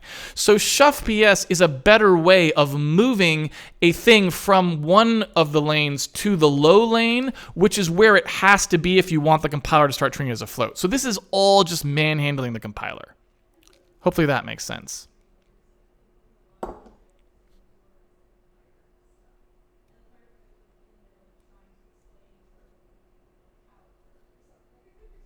Is there such a thing as smushing too much and causing the compiler to bail before doing optimizations? Not unless you're passing that flag that says don't do optimizations on large functions, I think. I don't know, though. The important thing is don't guess. Time. As long as you have a time thing where we're timing like we see there, and also you can always look at your code, you'll know if you got slower. So the important thing to do is just always time. All right, last question. Will we gain any speed by moving ahead 16 and doing 12 ops per pass? You know what, Bill? Let's talk about that after tomorrow, because I'm going to look at that stuff tomorrow and see what I think. Like I said, I want to figure out how to restructure those loops potentially anyway. So let's save that for tomorrow. But you can explain what you mean in more detail in tomorrow's Q&A and see if I didn't already answer it tomorrow. Okay.